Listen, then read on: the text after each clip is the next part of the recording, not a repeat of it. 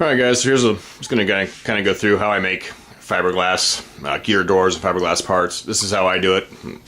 I'm sure there's plenty of other ways, but this is how I'm going after it. So this is the bottom part of my Corsair, and I've got my ribs marked. So this is 10, 9, and the tail gear connects in here, and you have to cut part of 9 out so it will retract in there. So I'm going to make a piece of glass that starts from back here, a little probably like right up into here, down just past rib number 10. That hole is not going to be bigger than that, so that'll be more than I need. And I'll probably make it go a little bit further past. That'll be more than I need, but I want to make sure I have plenty. And I'm going to make a couple of these too, just in case we screw up one of them. So what I've done here is I've just put down some Glad cling wrap. I like using this stuff. Some people use monocoat. I just put this stuff down. And I stretch it out so it's pretty smooth, as you can see. Try to get all the wrinkles out of it. It just makes it. I don't think it really matters that much, but I don't know. It just makes it a little smoother. And so I've as you see, I've kind of taped it down here. And I've done that on both sides, so it's kind of nice and smooth. So now I'm going to get my fiberglass pieces and lay them up here and get them get them trimmed up to the right length. And I'm probably going to do about 5 or 6 pieces of 6-ounce cloth to make these doors. So I've already got some sheets cut. I cut these the other day, and then I realized I didn't have enough, so I had to go to the store and get some more. So that's about as long as I want them.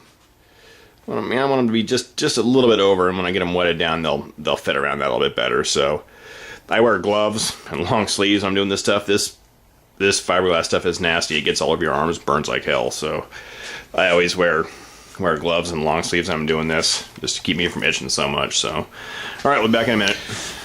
All right, guys. So I got my piece of fiberglass laid down right up here, and we're gonna get ready to get started. I'm using Z-epoxy finishing resin as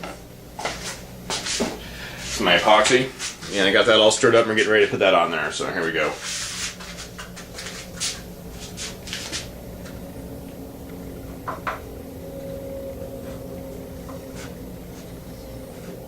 I do this. I like to get this stuff really wet.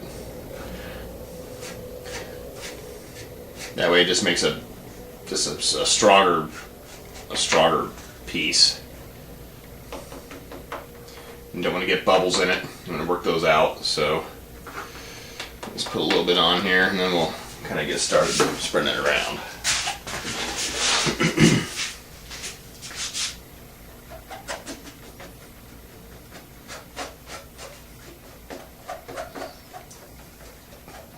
I'm also being conscious too. I don't want to have this stuff drip off and the sides and run down the side of my fuse. It's because it's a pain to get off there.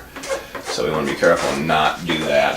So I'll be watching this whole time and making sure. Right now I'm just trying to get it spread out so it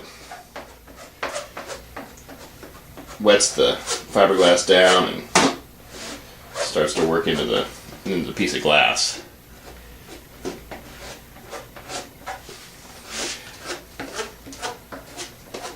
And as you start kind of dragging it over, you'll see that it starts to lay these sides down, and you'll get a good fit with your part.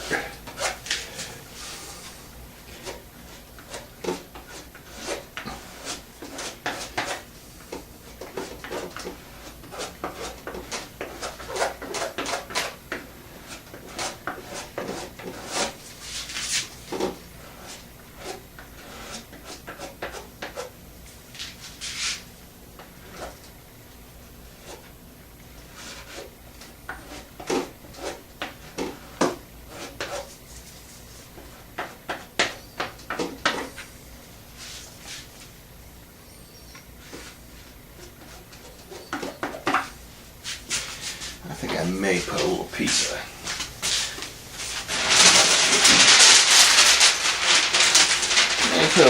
newspaper right in here in case we get a little sloppy.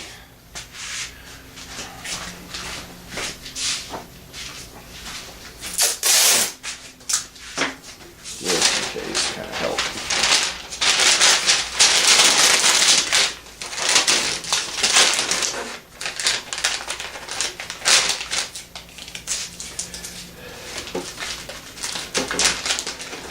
order to not have to do any more fixing on that. So, or cleanup work.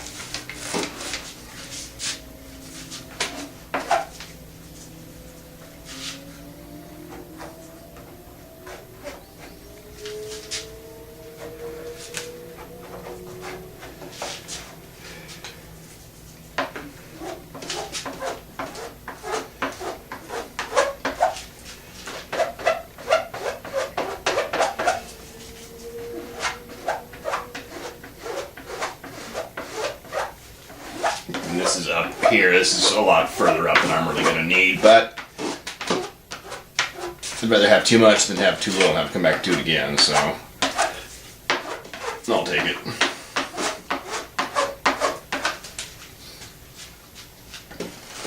This is basically what you do. So you just lay all this down. You get it all nice and wetted down, and then you just lay your second piece over the top. You wet it down and get it all. Do the same thing.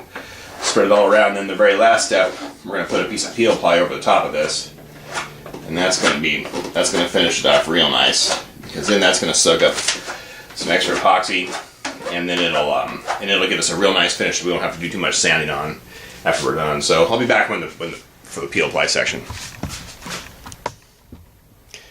Alright guys, I'm back. I'm just putting the peel ply on now. I just got the first part of it up here on the top, and I'm just kind of getting the resin mixed into it. I put this stuff on real heavy, and I don't know, I think that's fine.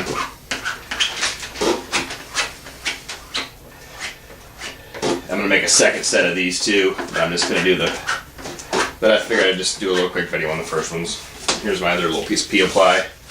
Gonna put it right across here. There we go.